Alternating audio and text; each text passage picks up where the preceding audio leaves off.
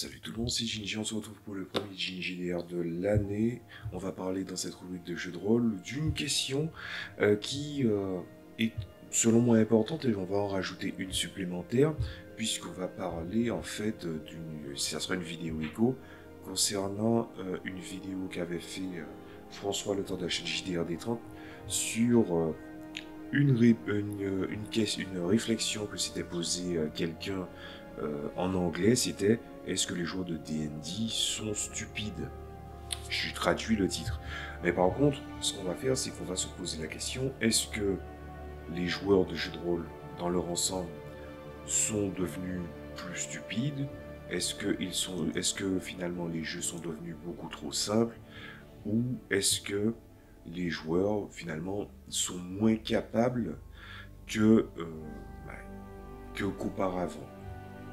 Alors déjà, je vais commencer en redisant des choses que j'avais déjà dites sur des vidéos que je n'ai pas gardées, puisque je l'avais mis en privé.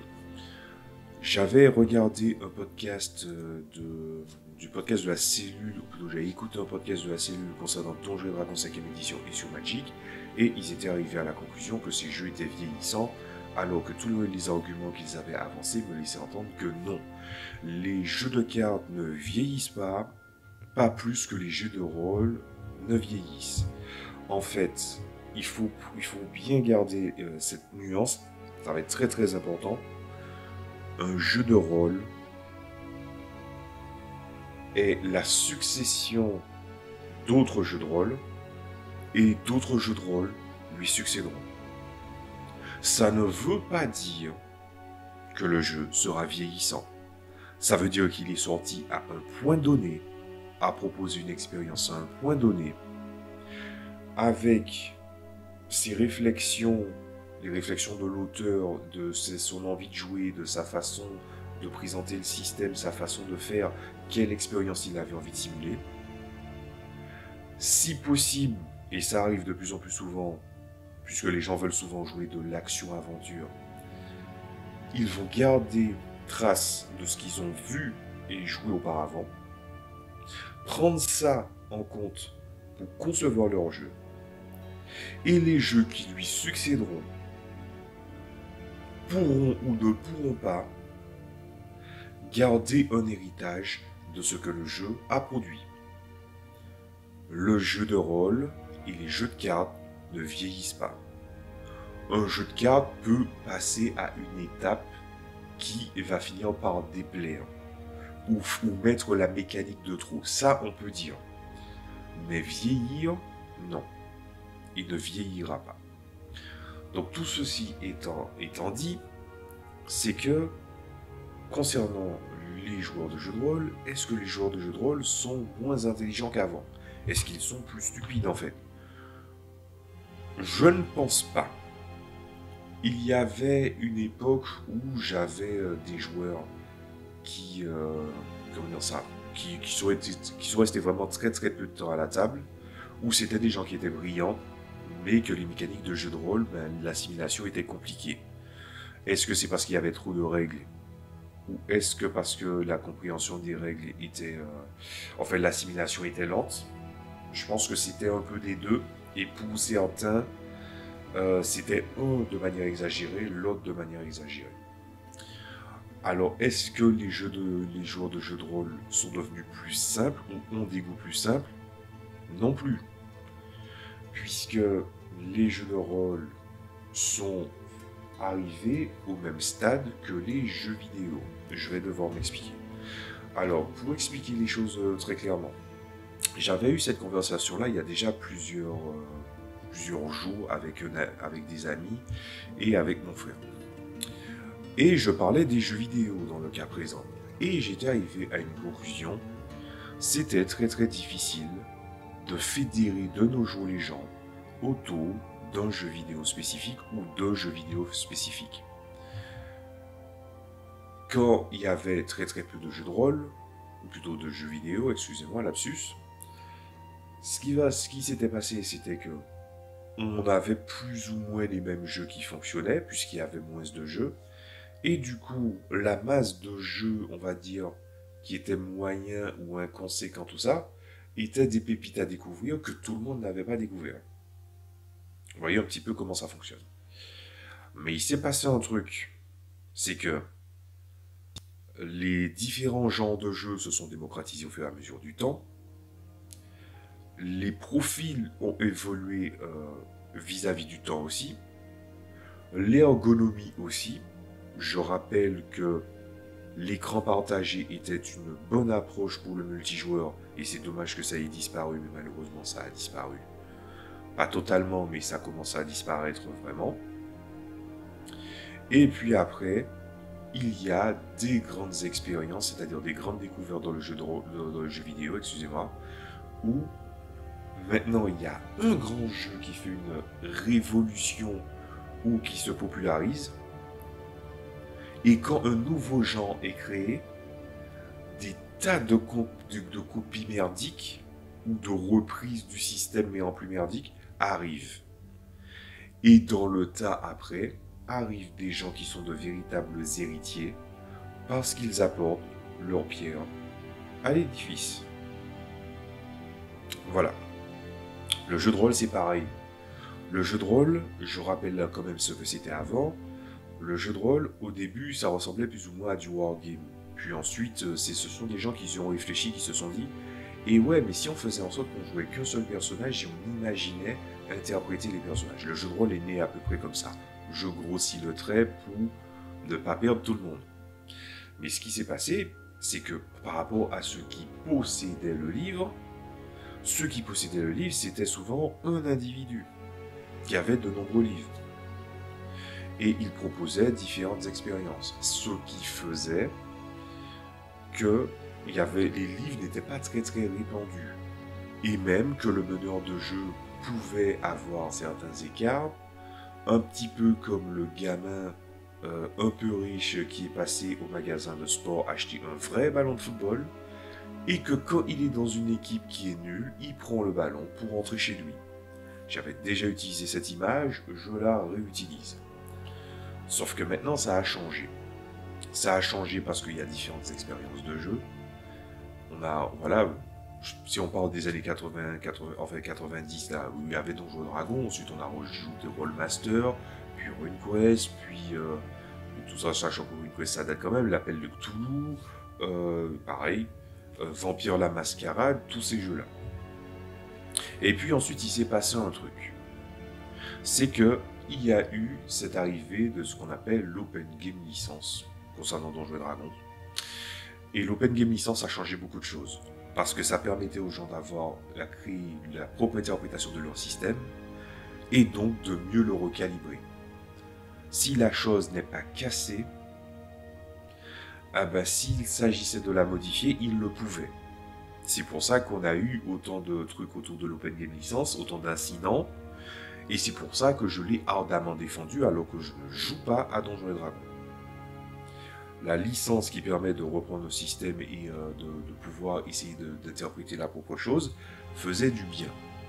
La preuve, Donjons et Dragons, j'ai toujours eu du mal avec la manière dont ils distribuent l'information dans les livres et ça m'agaçait au plus haut point. Entre autres choses, Pathfinder 1 c'était déjà mieux mais moins chiant quand même puisque j'ai découvert Donjons et Dragons à la 3.5. Le jeu de rôle à la 3.5. L'univers de Donjons et Dragons, plus ou moins, j'avais 2-3 échos au travers de certains jeux vidéo. Puis ensuite, regardez bien ce qui se passe aujourd'hui.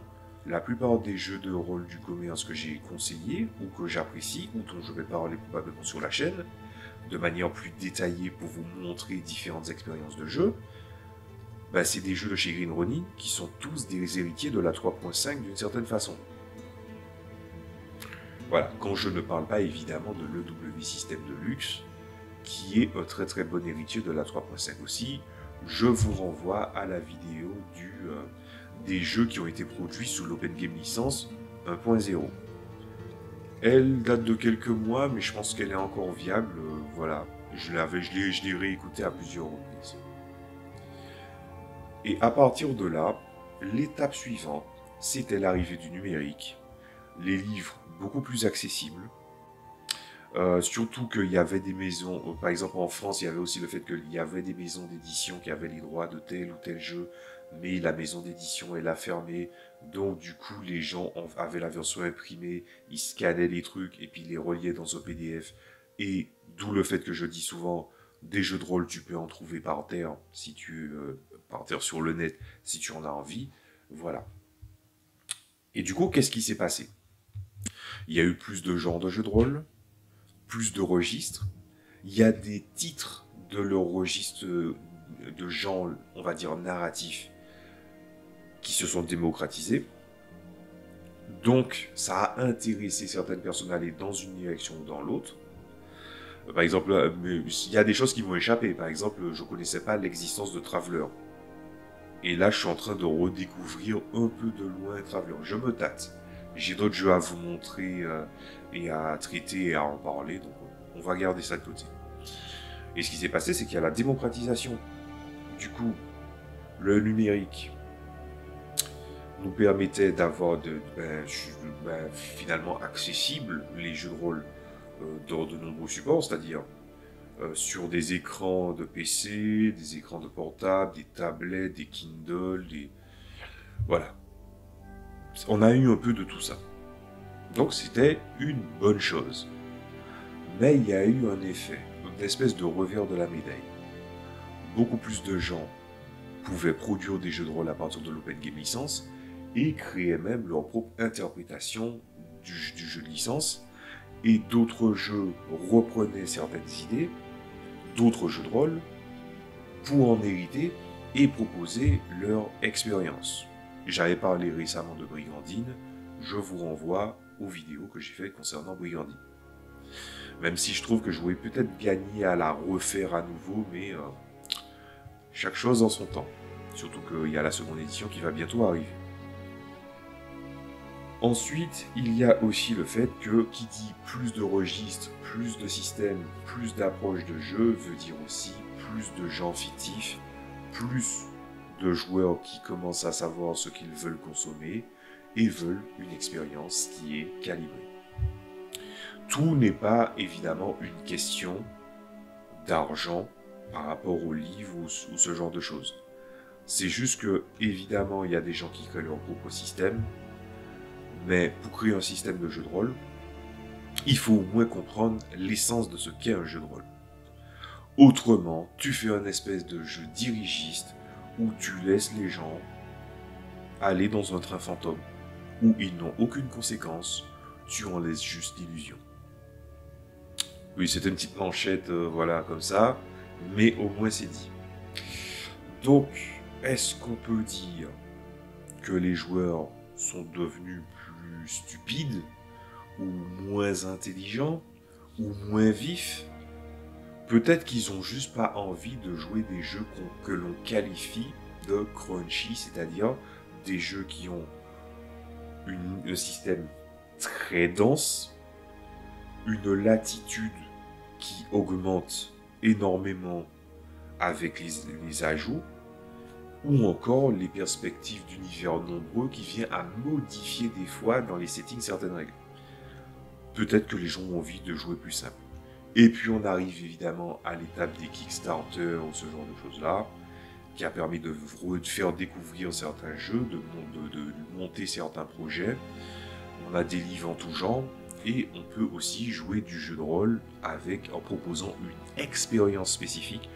J'ai vraiment mis l'accent, vous avez senti la majuscule sur le E de expérience, où par exemple tu peux jouer une petite fille une matinée d'été, ou une guerrière de KPDP lesbienne qui se bat contre son antagoniste et qui peut-être va lui mettre une galoche à la fin. Je parle de Thirsty Lesbians, hein, pour ceux qui ne voient pas de quel jeu je parle. Après, c'est vrai que Thirsty Lesbians, c'est un jeu système apocalypse, c'est pas vraiment une expérience, entre guillemets. Mais il y a des jeux qui se présentent comme de véritables expériences, c'est pour jouer un truc en particulier, un petit registre à groupe réduit, tout ça. Donc, le jeu de rôle est devenu énormément de choses, et on peut pas dire « Ah ouais, mais ce jeu-là, c'est du jeu de rôle ou c'est pas du jeu de rôle, c'est du jeu de rôle ou c'est pas du jeu de rôle ». C'est assez difficile de définir le jeu de rôle, mais il y a peut-être 1000 et une façon de définir le jeu de rôle, tout comme il y a autant de peut-être perspectives pour les joueurs de jeux de rôle, et ainsi de suite, et ainsi de suite. D'où le fait, pour ceux qui ne connaissent pas le jeu de rôle, ça arrive que dès que quelqu'un de semblant populaire on va dire ça, de la culture geek, qui se met à définir le jeu de rôle, t'as des espèces de vieux cons qui viennent aller pinailler sur des petits détails. Ou dire... Voilà. Et je les ai bien imités, je trouve. Mais je pense que vous avez compris un petit peu le délire. Donc, c'est pour ça que je me dis, non, c'est juste que les gens ont une plus grande idée de leur expérience, et fatalement, ça fait que c'est difficile de trouver certaines tables, c'est difficile de trouver certaines expériences. Avant, par exemple, vous étiez dans une table genre de système 3.5, pas forcément Donjons et Dragons, mais Pathfinder, à une époque, même si par exemple c'était pas, vous n'aimiez pas la façon de traiter les règles du meneur de jeu, ben vous faisiez des compromis. Donc, je pense que c'est surtout ça. Les joueurs de jeux de rôle, ou plutôt par extension les gens qui ont un hobby ludique, vraiment très ludique, ils ont tendance à avoir des goûts très très exigeants, ils veulent une expérience calibrée, avec aussi la notion du temps donné qui est aussi à prendre en compte. J'avais déjà dit ça à mon frère avant, il y a des décennies, j'avais dit à mon frère, plus il y aura des moyens de communiquer, moins les gens vont communiquer ensemble. Pour le jeu de rôle et le jeu vidéo, c'est plus ou moins pareil. Comme il y a beaucoup de jeux de rôle et de jeux vidéo, les gens vont vouloir jouer, ils auront du mal à accorder leur violon, peut-être même que ce que je vous dis là vous parle, et vous n'arrivez pas à créer une connexion avec les gens pour pouvoir jouer à un moment donné. C'est comme, je vais prendre cet exemple-là, c'est comme mon frère qui me dit, oui, il y a tel cousin, la Baldur's Gate 3, c'est génial. Moi, j'ai déjà joué à Baldur's Gate 1 et 2, j'avais joué avec mon frère, on l'avait pris en même temps. Et ce qui s'était passé, c'est que, bon, on a joué, pendant le coup où on avait joué, c'était quand même pas mal. Mais je le savais, parce que j'avais joué les Baldur's Gate, j'avais joué les Neverwinter Nights aussi, j'avais joué aussi à Pathfinder que je n'ai pas fini, je parle de Kingmaker.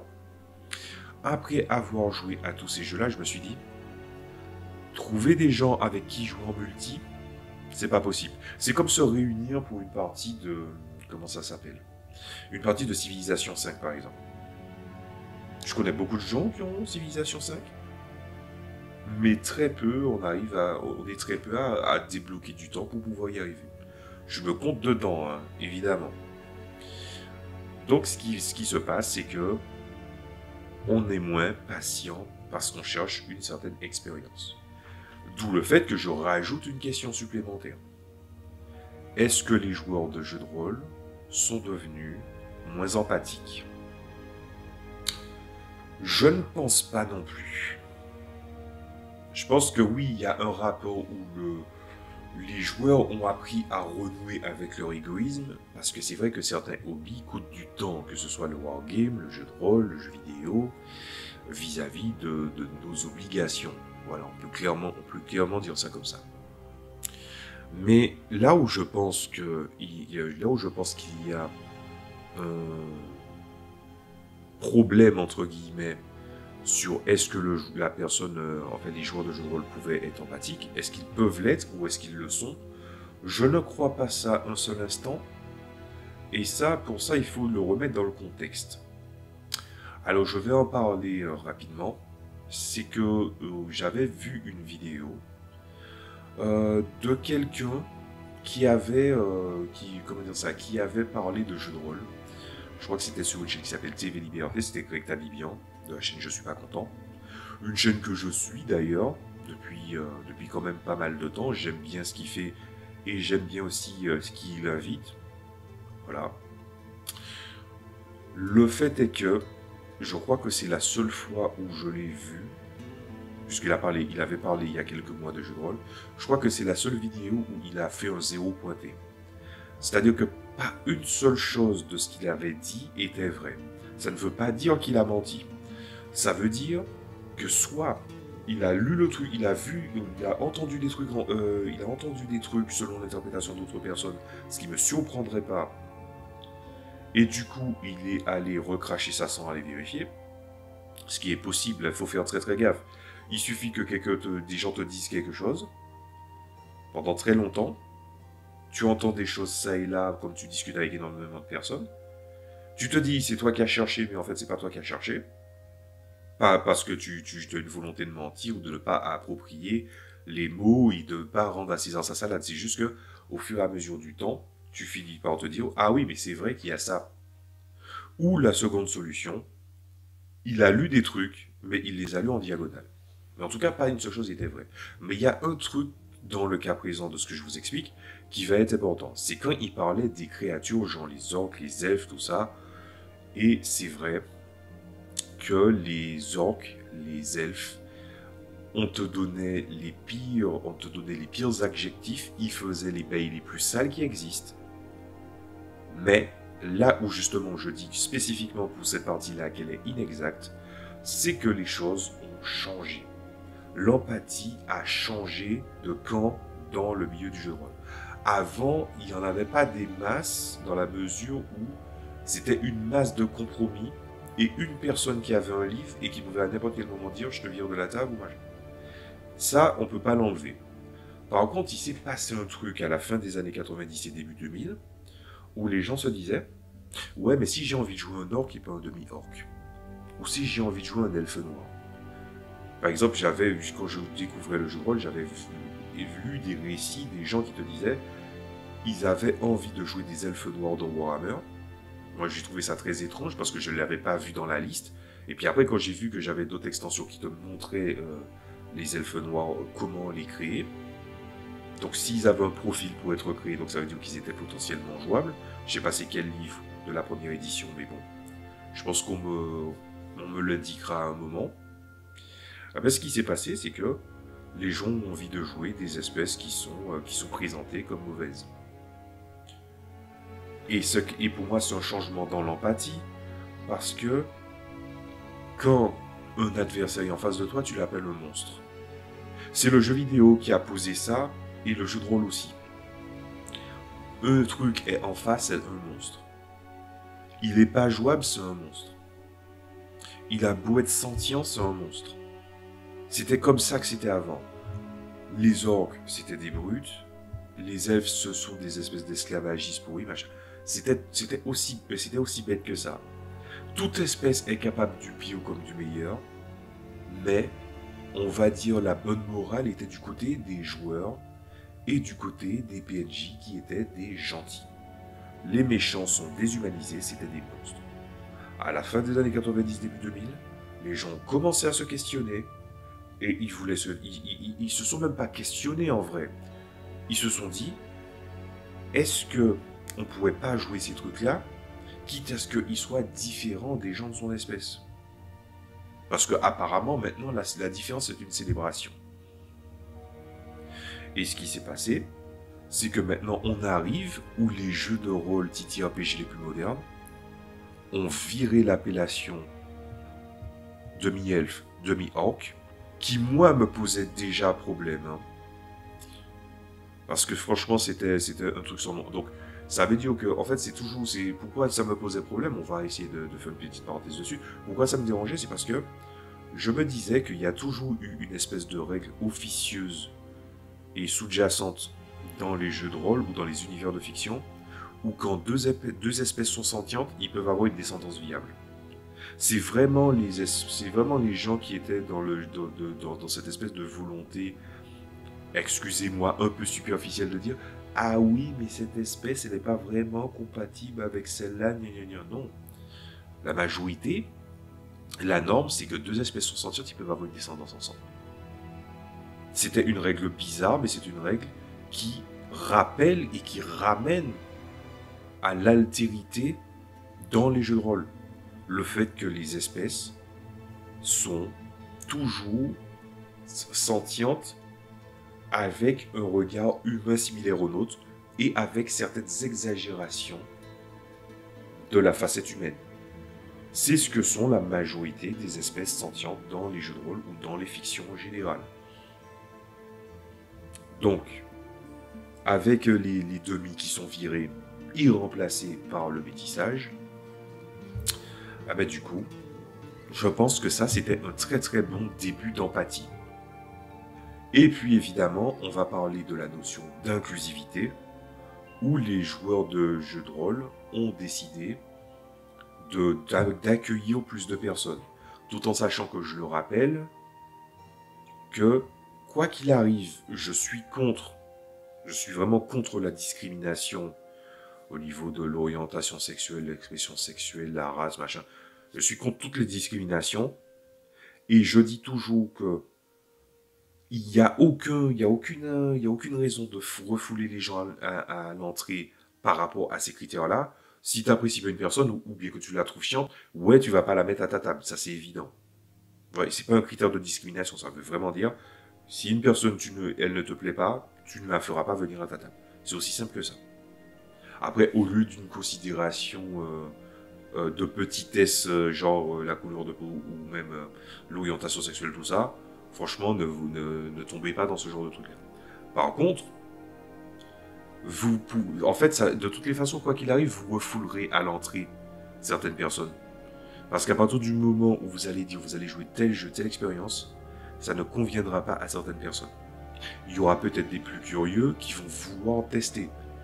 Mais si vraiment ça ne leur plaît pas, alors c'est vraiment dans une minorité, mais il y en a qui essaient vraiment de changer drastiquement tout ce que vous êtes en train de jouer alors que c'est pas votre intention. Mais dans le cas où ça se passe bien, ils finiront par partir parce que ce n'est pas leur tasse de thé. Mais derrière l'inclusivité et la capacité d'accepter tout le monde, la mentalité des gens ont changé, la mentalité des auteurs ont changé, l'empathie a gagné de l'ampleur, au point que ça fasse peur à certaines personnes d'ailleurs. Alors que, en fait, si ils n'ont pas envie d'être restreints dans les thématiques abordées, faut juste dire, je ne veux pas me censurer dans les thématiques abordées. C'est ce que j'ai toujours fait. Je n'aime pas me censurer certaines choses. Il y a des choses qui n'interviendront jamais. Ils n'interviendront jamais à ma table. Mais je ne me ferai pas de l'autocensure sur certaines choses que j'ai à aborder. Alors qu'il suffit juste de faire ça, quoi. Après, il faut faire gaffe. Parce que, par exemple, Pathfinder, moi j'adore comment ils dépeignent les différents endroits du monde. Et on voit qu'ils ont voulu lisser toutes les espèces dans un côté humain, donc ils les ont plus humanisés. Mais du coup, savoir que par exemple, bon, t'as des nains asiatiques, t'as des nains d'Afrique, t'as des nains machin. On se rapproche trop de l'humanisation dans le sens anthropologique et ethnique du terme. Alors qu'il y avait d'autres pistes, d'autres manières de faire. Mais ils ont vraiment une cohérence esthétique et au niveau de leur monde qui fait que ça fonctionne. Moi, je me dis, tant que ça ne va pas trop loin, ça va. C'est pas encore allé trop loin, selon moi. Et c'est comme ça qu'on retrouve des espèces comme par exemple les gnolls, qui... je crois que les gnolls sont très inspirés des images que j'avais vues. Je crois que les gnolls sont inspirés un petit peu de la culture gitane, si je ne me trompe pas, tout en ayant le côté matriarcal qui va avec. Voilà. Donc, qu'est-ce qu'on peut conclure de tout ça? Ben, c'est juste que les joueurs savent un peu plus ce qu'ils veulent. Et je pense que les nombreux écarts, ou ce que certains appelleraient des horror stories, ou des personnes qui font du forcing, le problème c'est qu'ils éprouvent une certaine frustration et veulent faire souffrir les gens, ils veulent faire souffrir les gens, entre guillemets, ou leur gâcher leur plaisir, par frustration ou par égocentrisme. Et tout ça est dû par le fait qu'ils ont du mal à trouver chaussures à leurs pieds. Une partie de la conclusion viendrait dans le fait de peut-être essayer de faire plus de compromis. Mais le truc, c'est que même si il y a des personnes qui peuvent avoir les manuels de jeu de rôle, pour certains, je dis ça surtout parce que par exemple dans Donjons et Dragons, où on est à 150 € 3 livres, 170 si tu prends le manuel du meneur de jeu, et encore, c'est plutôt 172 parce que l'écran de meneur de jeu, je l'avais vu 22 €. Donc, je trouve que c'est un peu cher à payer. Et je parlerai même pas des prix des PDF. Les prix des PDF, il n'y a même pas le processus de l'objet qui est pris en compte. Certains PDF sont encore chers du côté de Wizards of the Coast. Et ça va encore augmenter. Voilà. Ah, fallait que je mette une petite manchette à Donjons et Dragons parce que bon, je trouve que ça va trop loin. Il y a des fois où évidemment, c'est rare de trouver un bon hobby qui soit gratuit. Et les hobbies dans lesquels tu distribues de l'argent, ben, peut-être qu'il y aurait d'autres dépenses à faire. Mais bon, j'ai envie de dire, le regard que les gens ont sur les franchises est des fois désespérant. Ce n'est pas un jugement, et ce n'est pas à charge non plus, ce constat. Un constat triste, hein. Mais ce qu'on comprend surtout dans la conclusion, c'est que la voie du compromis peut être très très difficile, en sachant que des fois il y a une masse de joueurs qui ont des attentes très très simples, mais ne savent pas exactement qu'est-ce qu'ils voudront d'original. Et entre ça, le cynisme, le manque de patience, et aussi peu de gens qui veulent s'engager à être des meneurs de jeu, faire du jeu de rôle devient une entreprise risquée. Risquée entre guillemets. Parce que je pense que si vous cherchez, à un moment vous serez amené à trouver. Même si ça prend du temps. Mais finalement, je crois que la composante, le dénominateur commun du jeu de rôle et de la tolérance autour du jeu de rôle, ben, le dénominateur commun et le principal antagoniste, c'est le temps. Le temps de trouver une table, le temps que la tablée se consolide, le temps que les choses soient assimilées, par exemple les règles de jeu de rôle, tout joue contre nous. Donc à défaut de tendre vers une compromission qui viendrait à nuire à votre volonté de jeu, parce que le but d'un hobby c'est aussi de se faire plaisir, peut-être ouvrir plus son cœur et s'essayer à de nouvelles choses, ou même de lancer certaines entreprises autour du jeu de rôle sans grandes ambitions du genre des campagnes, mais peut-être faire des one-shots de temps en temps, ben, ça serait une très très bonne conclusion, une très très bonne approche pour vos parties à venir. Et voilà, c'est tout. Donc voilà ce que j'avais à dire sur le sujet. Ben, merci à François Letarte et à le créateur original. Désolé, je vais mettre le nom et le titre, tout ça, dans la description. En tout cas, merci à eux pour avoir proposé ce sujet. Je vous dis à la prochaine fois. Alors, est-ce que ça sera du jeu de rôle ou est-ce que ça sera quelque chose en rapport avec la culture fictionnelle? Je suis encore en train de me tâter. Il serait peut-être temps de mettre ma pierre à l'édifice et de commencer vraiment à parler d'autre chose.